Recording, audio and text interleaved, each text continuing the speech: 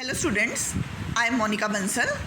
Today I am going to start poultry farming and fisheries. Let's discuss the content first. Under the heading of poultry farming, we will discuss definition of poultry farming, importance of poultry farming, poultry breeds, management practices, bird flu, poultry disease.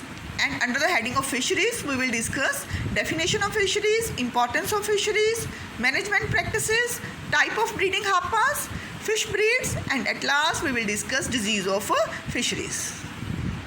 So first of all discuss करते हैं कि poultry farming होती क्या है, क्या इसकी definition. Poultry farming क्या होती है बच्चे, कि डोमेस्टिक बर्ड्स को रेज करना, पालना, उसको कैसे उसकी इंडस्ट्री क्रिएट करनी, पोल्ट्री कैसे क्रिएट करनी। कौन कौन से बर्ड्स को डोमेस्टिकेट कर सकते हैं हम, चिकन, टर्की, डक, गीस, इन सब बर्ड्स को हम डोमेस्टिकेट कर सकते हैं। क्यों डोमेस्टिकेट करना है इन सब बर्ड्स को, ताकि हम उनसे मीट, एग्स वगैरह ले सकें और अपनी फूड रिक्वायरमेंट्स को पूरा कर सकें। इन सब बर्ड्स में से जो चिकन है वो बहुत ही ज़्यादा नंबर में डोमेस्टिकेट किए जाते हैं।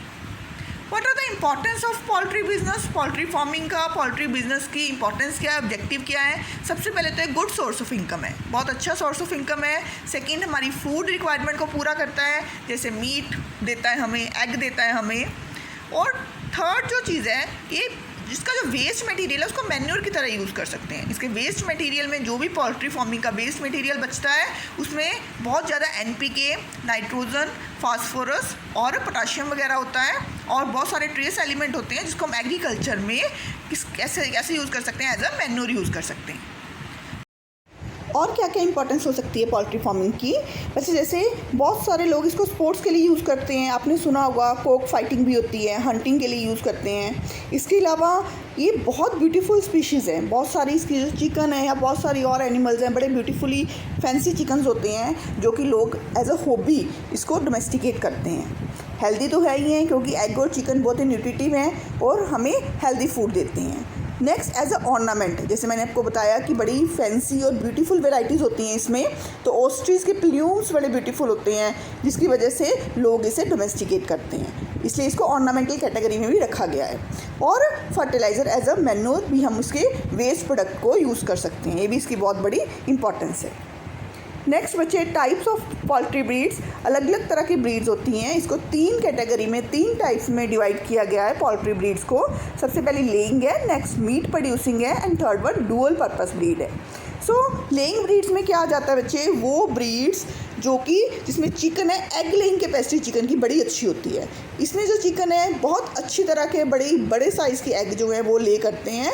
और एग्जांपल्स कौन सी है इसमें, वाइट लेग हॉर्न हो गया, रेड सेक्स लिंक हो गया, ब्लैक सेक्स लिंक ब्रीड्स होगी, ये सारी ब्रीड्स इसमें लेइंग ब्रीड्स में आती हैं। उसने बताया है कि जो हेल्दी हैन है वो बहुत सालों तक एग ले कर सकती है। ठीक है जी, हैन अप्रॉक्सीमेटली 16 to 20 वीक की एज में एग ले करना शुरू कर देती है। और कितनी एग ले करती है हर साल, 20 to 23 डजन एग वो हर साल ले करती है।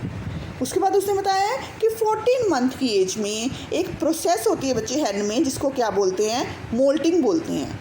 मोल्टिंग में क्या होता है, वो हैन जो है अपने फेदर्स को रिमूव करती है, अपने ओल्ड फेदर्स को ड्रॉप आउट करती है, रिमूव करती है, और उसकी जगह नए फेदर्स क्या करती है, ग्रो करती है। इस मोल्टिंग प्रोसेस में वो एग ले नहीं करती। उसके बाद मोल्टिंग के बाद हैन फिर एग ले करना शुरू कर देती है, पर उसकी एग लेइंग कैपेसिटी थोड़ी सी रिड्यूस हो जाती है, जैसे कि 16 to 18 डजन एग ले कर सकती है वो पर ईयर। पहले वो 23 डजन तक ले कर सकते थे, अब सिर्फ 16 to 18 डजन ही ले कर सकती है। सो एग लेइंग ब्रीड्स के बारे में ये सब कुछ है। Next, meat breeds. Meat breeds में कौन सी एनिमल्स आ जाते हैं, कौन से चिकन आ जाते हैं जिनकी मीट प्रोड्यूसिंग कैपेसिटी बहुत अच्छी होती है। सो डेफिनेटली हाई वेट के होंगे, प्रॉपर बॉडी वेट इनका बहुत अच्छा होगा। क्या कहा गया है यहाँ पे कि 1 पाउंड बॉडी वेट जो है वो इंक्रीज़ करते हैं अगर हम इसको 2 पाउंड फीड देते हैं। 2 पाउंड फीड अगर वो खाता है कोई भी चिकन, तो उसका बॉडी वेट 1 पाउंड तक इंक्रीज़ हो जाता है। इसकी एग्जांपल कौन सी है, Cornish breed. Cornish breed best मानी गई है मीट ब्रीड्स में से। ठीक है जी। उसके बाद मीट प्रोड्यूसिंग चिकन जो है बच्चे वो ब्रॉड ब्रेस्टेड होता है डेफिनेटली, तभी तो वो अच्छा मीट, अच्छी क्वालिटी और अच्छी क्वांटिटी का मीट प्रोड्यूस कर सकता है। नेक्स्ट क्या है, dual purpose breed. Dual purpose breed में क्या आ जाते हैं, कौन सी एग्जांपल आ जाती है, क्लासिकल बैकयार्ड चिकन की। इसमें दोनों पर्पस सॉल्व होते हैं हमारे ब्रीड्स में, यानी कि कुछ जो मेल्स होती हैं वो बहुत ज़्यादा अच्छी मीट देते हैं, हमें अच्छी क्वालिटी का मीट देते हैं, और जो फीमेल होती हैं, हैन होती हैं, वो बड़े साइज़ के लार्ज ब्राउन शेल्ड एग्स ले करती हैं। इसमें और कौन सी एग्जांपल आ जाती है? रोड आइलैंड रेड आ जाते हैं, न्यू हैम्पशायर ब्रीड्स आ जाती हैं। सो ये सारी की सारी एग्जांपल डुअल पर्पस ब्रीड में आ जाती है।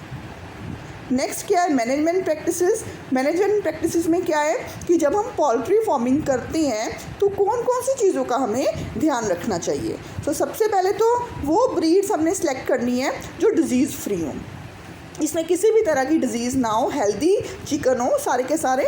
उसके बाद proper and safe farm condition देनी है उसको। ऐसे ना हो कि उसके एग्स जो है वो सारे रैट्स खा लें, रैबिट्स खा लें, तो हमें उसका कोई फ़ायदा नहीं होगा। प्रॉपर सेफ फार्म कंडीशन देंगे हम, प्रॉपर फीड देंगे सारे चिकन को, सारे हैंस को। उसके बाद प्रॉपर वाटर देंगे। हाइजीनिक कंडीशन बहुत ज़रूरी है। हेल्थ कंडीशन हेल्दी जो हैं रहने चिकन हमारे बहुत ज़रूरी है। अगर वो हेल्दी नहीं रहेंगे तो डेफिनेटली उसके मीट में भी प्रॉब्लम आएगी, एग में भी प्रॉब्लम आएगी, वो सेल नहीं होंगे मार्केट में। नेक्स्ट, बर्ड फ्लू के बारे में आपने सुना होगा। बर्ड फ्लू एक डिजीज़ थी जो अप्रॉक्सीमेट 2004 में आई थी। क्या कौन सा स्ट्रेन है? वायरल डिजीज़ है बच्चे, H5N1 strain bird flu virus से ये चिकन में फैली थी। इन फरवरी 2004 में ये डिज़ीज़ 10 एशियन कंट्री में और यूएसए में पूरी तरह से फैल गई थी। उसके बाद इन इंडिया सारी की सारी जो कंट्री हैं वो इफेक्टेड थी, उसमें इंडिया भी एक कंट्री थी जो इफेक्टेड थी। इंडिया में कौन कौन सी मोस्टली स्टेट्स अफेक्टेड हुई थी? वेस्ट बंगाल, असम, उड़ीसा, बिहार, इन स्टेट्स में ज़्यादा बर्ड फ्लू फैला गया था। और मोस्ट अफेक्टेड कंट्रीज़ कौन सी थी? Vietnam and Thailand. हु ने वार्न कर दिया था उस समय हमें? हु कौन है? I hope all of you know, world health organization है ये। उसने वार्न कर दिया था कि एशिया का कोई भी पार्ट, कोई भी जो सिटी, कोई भी टाउन सेफ़ नहीं होगा इस डेडली डिजीज़ से। इट वॉज़ वार्न कि बहुत सारे लोग डाई हो सकते हैं अगर ये बर्ड फ्लू वायरस का जो स्ट्रेन है वो ह्यूमन स्ट्रेन में मिक्स हो गया, तो यानी कि कन्वर्ट हो गया, म्यूटेट हो गया और ह्यूमन स्ट्रेन में चेंज होके ह्यूमन स्ट्रेन के अंदर ह्यूमन में अंदर एंटर कर गया और ह्यूमन को वो डिजीज़ होगी, तो बहुत सारे ह्यूमन्स भी डाई हो सकते थे। इन्फेक्शन ऑफ कैट, कहता ऐसे भी हो सकता है कि वो बर्ड फ्लू वायरस पहले कैट्स में जाए और कैट्स और डॉग्स से ह्यूमन में जाए, क्योंकि कैट्स और डॉग्स जो होते हैं वो ह्यूमन के बहुत ही ज़्यादा क्लोज पेट्स हैं, बहुत ही ज़्यादा पसंद करते हैं ह्यूमन उसको रखना, कैट्स और डॉग्स को। और अगर एक बार ये बर्ड फ्लू वायरस कैट और डॉग्स में चला गया उसके बाद वो ह्यूमन में बड़ी इजीली जा सकता था। सो बहुत ही ज़्यादा फियर था उस समय साइंटिस्ट को कि ह्यूमन में ना चला जाए वायरस और ह्यूमन को किल कर सकता है। एक्सपर्ट्स ने ये भी बताया कि ह्यूमन फ्लू जो है अगर ह्यूमन स्ट्रेन में चेंज होता है तो कौन सा स्ट्रेन होगा? वो H3N2 स्ट्रेन होगा, जो कि चिकन को कौन सा स्ट्रेन अफेक्ट कर रहा था? H5N1 स्ट्रेन अफेक्ट कर रहा था बर्ड फ्लू वायरस का। बड़ी पॉपुलर, बड़ी ही डेडली डिजीज़ थी उस समय ये। इसके प्रिवेंटिव मेजर्स क्या थे बच्चे? Strict vigilance. उस समय ये था कि स्ट्रिक्ट विजिलेंस रखो, कोई भी डिजीज़ चिकन और एग इंपोर्ट एक्सपोर्ट ना हो एक कंट्री से दूसरी कंट्री में, और जितने भी डिजीज़ चिकन है और एग है वो सारे के सारे उसी समय डिस्पोज ऑफ कर दो ताकि ये डिज़ीज़ फैल ना सके, एक चिकन से दूसरे चिकन में ना फैल सके। सो ये सारे प्रिवेंटिव मेजर्स है जो उस समय लिए गए थे पोल्ट्री फार्म के ऑनर्स के द्वारा। नेक्स्ट हम डिजीज़ करते हैं पोल्ट्री की। बहुत सारी डिजीज़ हैं, अलग अलग तरह की डिजीज़ हैं, जैसे बहुत वायरल डिजीज़ हैं, बैक्टीरियल डिजीज़ हैं। सो पहली डिजीज़ कौन सी है? न्यूकास्टल डिजीज़ है। ये वायरल डिजीज़ है। इसमें क्या होता है? रेस्पिरेटरी ट्रबल्स होती हैं तो चिकन को, नर्वस साइंस दिखाई देते हैं, डायरियाज दिखाई देता है, एग ड्रॉप, एग का नंबर डिक्रीज़ होने लग जाता है। नेक्स्ट डिजीज़ कौन सी है? इन्फेक्शियस ब्रोंकाइटिस है। इसमें भी ये भी वायरल डिजीज़ है, इसमें भी रेस्पिरेटरी ट्रबल्स होती हैं चिकन को और एग ड्रॉप होता है, यानी कि एग का नंबर क्या हो जाता है? डिक्रीज़ हो जाता है। नेक्स्ट डिजीज़ कौन सी है? फाउल पॉक्स, एवियन पॉक्स भी बोलते हैं इसको। ये भी वायरल डिजीज़ है। इसमें क्या हो जाता है कि चिकन के फेस पे या कॉम पे लेजन्स, जख्म होने शुरू हो जाते हैं और माउथ कैविटी में येलो मेम्ब्रेन बननी शुरू हो जाती है। Next, chronic respiratory disease, mycoplasma की डिजीज़ है ये। माइकोप्लाज्मा माइक्रो ऑर्गेनिज्म है, स्मॉलेस्ट माइक्रो ऑर्गेनिज्म है। ये भी रेस्पिरेटरी साइन शो करता है चिकन में। एवियन एनसेफ्लायोमाइटिस, एपिडेमिक ट्रेमर भी बोलते हैं इसको, वायरल डिजीज़ है भी। इसमें नर्वस सिस्टम अफेक्ट करता है चिकन का। कॉलेरा बैक्टीरियल डिजीज़ है, as all of you know. इसमें क्या होता है? स्वोलन जॉइंट्स, चिकन के जो जॉइंट्स हैं, हैन के, कोक के वो जॉइंट्स स्वोलन हो जाते हैं, हेड डार्कन कलर के हो जाते हैं। फाउल टाइफाइड भी बैक्टीरियल डिजीज़ है, इसमें मोर्टेलिटी रेट बहुत ज़्यादा, यानी कि बहुत सारे हमारे बर्ड्स हैं वो किल होना शुरू हो जाते हैं, डाई होना शुरू हो जाता है इस डिजीज़ में, टाइफाइड में। लास्ट इन्फेक्शियस ब्रूसाइटिस गम बोरोन डिजीज़ है, ये वायरल डिजीज़ है जिसमें डायरिया हो जाता है चिकन्स को, हैन को, कोक को। तो ये सारी डिजीज़ हैं जो अलग अलग तरह के माइक्रो ऑर्गेनिज्म से स्प्रेड हुई हैं और चिकन को इसका खतरा होता है डिजीज़ का। नेक्स्ट टॉपिक हम डिस्कस करेंगे फिशरीज़। जैसे पोल्ट्री फार्मिंग इंपॉर्टेंट है बच्चे और बहुत ही ज़्यादा इनकम का अच्छा सोर्स है, ऐसे फिशरीज़ भी गुड सोर्स ऑफ इनकम है। कैसे फिशरीज़ होती क्या है? पहले फ़िश को कैच करना, उसको पकड़ना, उसको प्रोसेस करना और उसको सेल कर देना। कौन कौन सी चीज़ों को हम एक्वाटिक एनिमल्स को सेल कर सकते हैं? फिशरीज़ कौन कौन से एनिमल्स आते हैं? फ़िश आती है इसमें, शेल फिश आते हैं और एक्वाटिक एनिमल्स प्रॉन वगैरह आ जाते हैं सारे। दो तरह के जो फिशेज़ हैं हम कर सकते हैं फिशरीज़ में, fresh water fishes and marine fishes. Fresh water fishes की कौन कौन सी एग्जांपल है? Catla, rohu, common carp. Marine fishes की कौन कौन सी एग्जांपल हो जाती हैं? Hilsa, sardines, mackerel and pomfrets. ये सारी की सारी एग्जांपल्स हैं जिससे हम फिशरीज़ शुरू कर सकते हैं।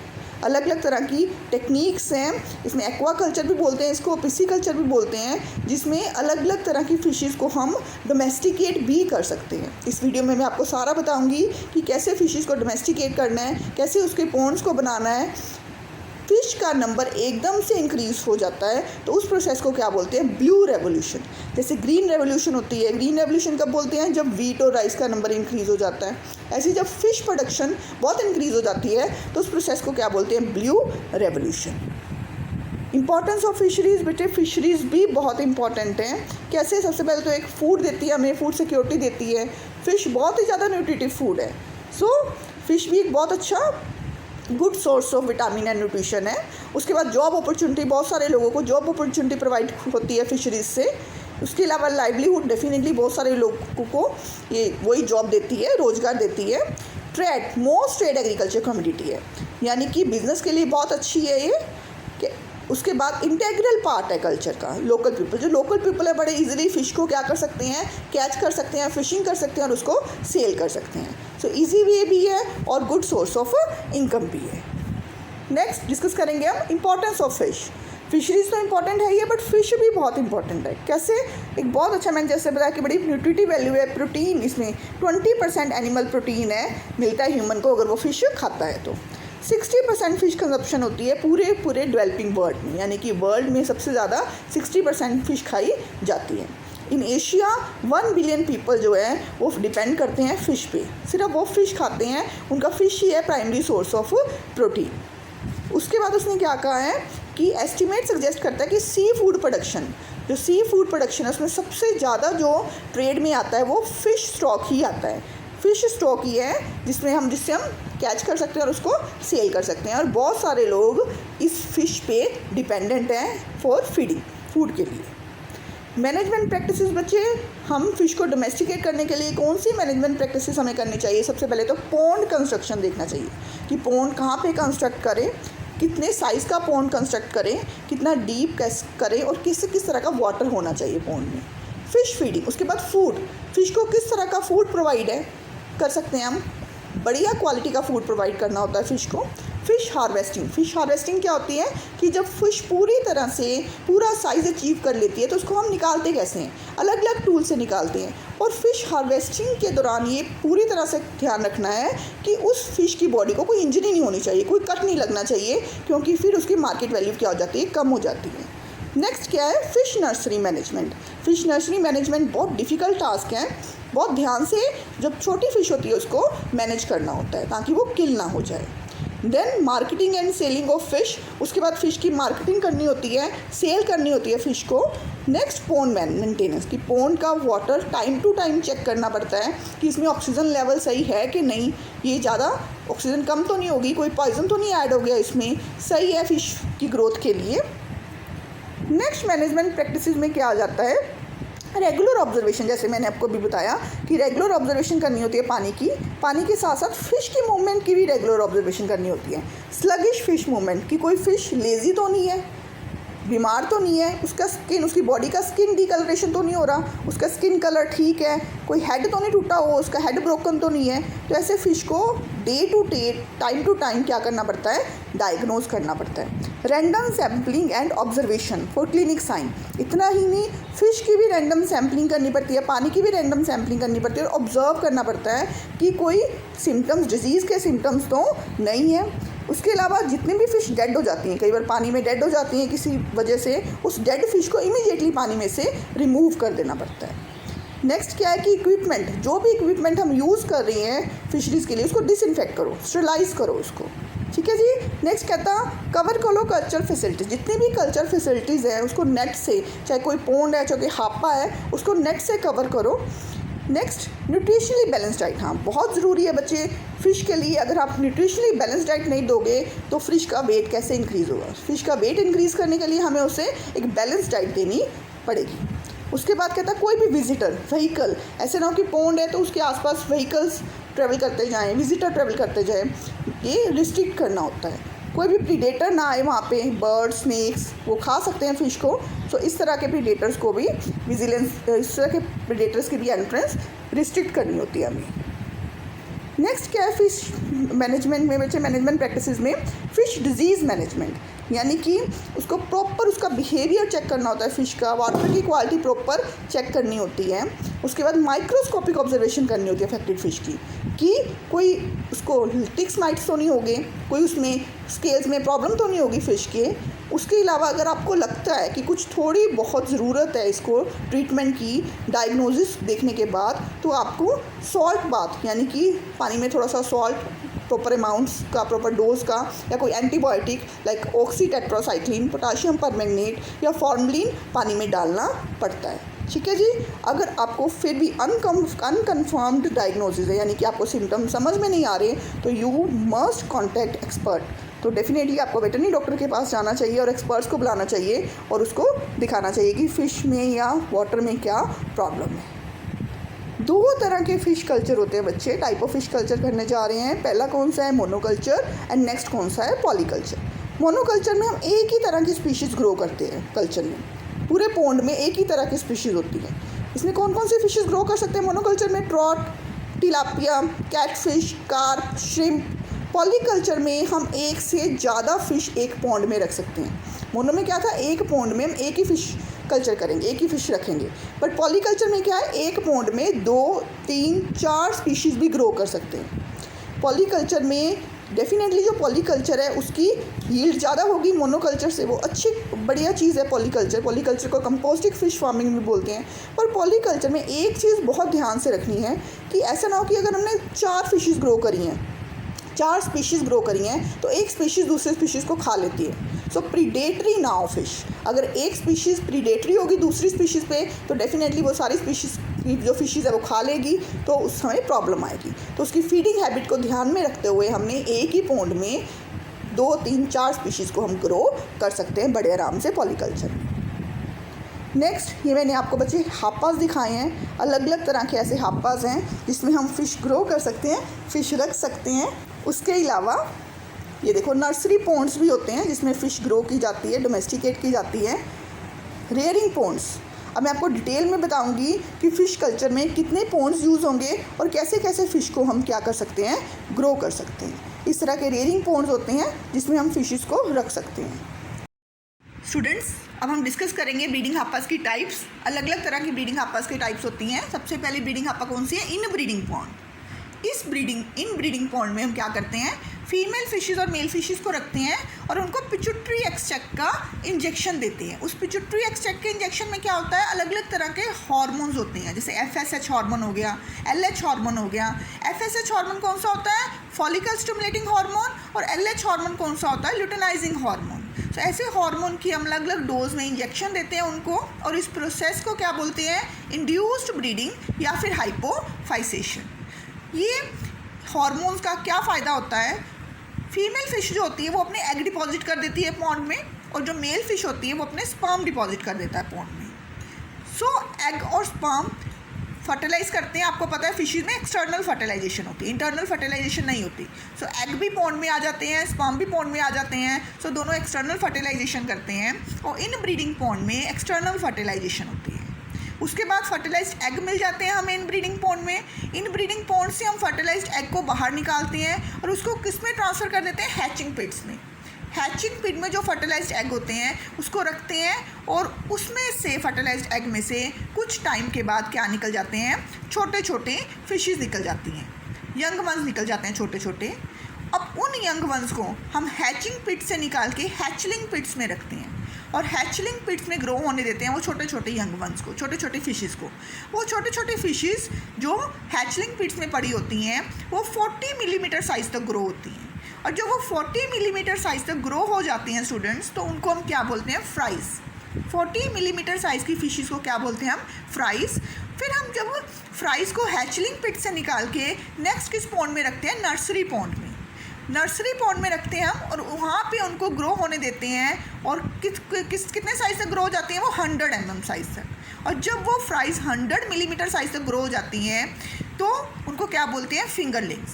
ये हम पॉन्ड क्यों चेंज कर रहे हैं, पहले हमने फर्टिलाइज्ड एग जो है वो इनब्रीडिंग पॉन्ड में रखे, फिर उसको हैचलिंग पॉन्ड में रखा, फिर उसमें से छोटे से यंग वन निकल के उसको हैचलिंग पिट्स में रख दिया, फिर 40 mm फ्राइज़ को हमने नर्सरी पॉन्ड में डाल दिया, फिर वो फिंगरलिंग्स में चेंज होंगी 100 मिलीमीटर तक।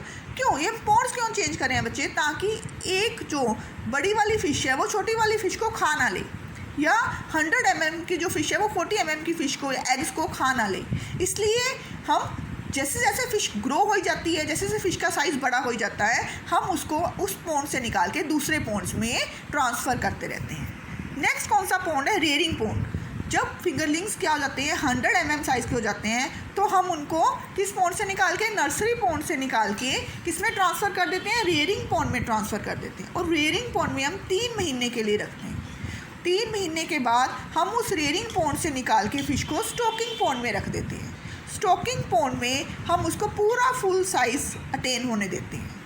पूरा फुल साइज़ स्टॉकिंग पॉन्ड में अटेन हो जाता है। जब पूरे साइज़ की फ़िश हो जाती है तो हम स्टॉकिंग पॉन्ड से निकाल के उसको क्या रखते हैं, स्पेशल हार्वेस्टिंग पॉन्ड में, और वहाँ पे हम करते हैं हार्वेस्टिंग की जाती है फ़िश की। अलग अलग तरह से फ़िश को कैप्चर किया जाता है उस पॉन्ड में से, जिसको हम क्या बोलते हैं, फ़िशिंग और हार्वेस्टिंग। अलग अलग तरह के टूल किए जाते हैं, उस टूल पे डिफरेंट तरह के नेट्स होते हैं जिससे हम फ़िश को कैप्चर करते हैं, पकड़ते हैं उस पॉन्ड में से, और उसके बाद हम फ़िश को क्या कर देते हैं, सेल कर देते हैं, मार्केट कर देते हैं। ऐसे हम अलग अलग तरह के पॉन्ड्स यूज़ करते हैं फिशरीज़ के लिए। नेक्स्ट हम डिस्कस करेंगे फ़िश ब्रीड्स। 3 तरह की बच्चे फ़िश ब्रीड्स हैं, inland fisheries, brackish water fisheries and marine fisheries. Inland fisheries कौन सी होती हैं, जो कि फ्रेश वाटर बॉडी में फ़िश मिलती है, उसको क्या बोलते हैं, इनलैंड फिशरीज़। और इसको डोमेस्टिकेट भी हम फ्रेश वाटर बॉडी में ही कर सकते हैं। ऐसे नहीं हो सकता कि जो फ्रेश वाटर बॉडी की फ़िश है उसको हम मैरीन वाटर में डोमेस्टिकेट कर सकते हैं। मैरीन वाटर की फ़िश को, समुंदर से फ़िश को निकाल के हम फ्रेश वाटर में रख सकते हैं, वो किल हो जाएगी। सो जिस वाटर की फ़िश है उसी वाटर में हमें उसको डोमेस्टिकेट करना होता है। सो इनलैंड फिशरीज़ कौन सी होती हैं, जो फ्रेश वाटर की फिशरीज़ होती है, जैसे रिवर की, पॉन्ड की, लेक्स की।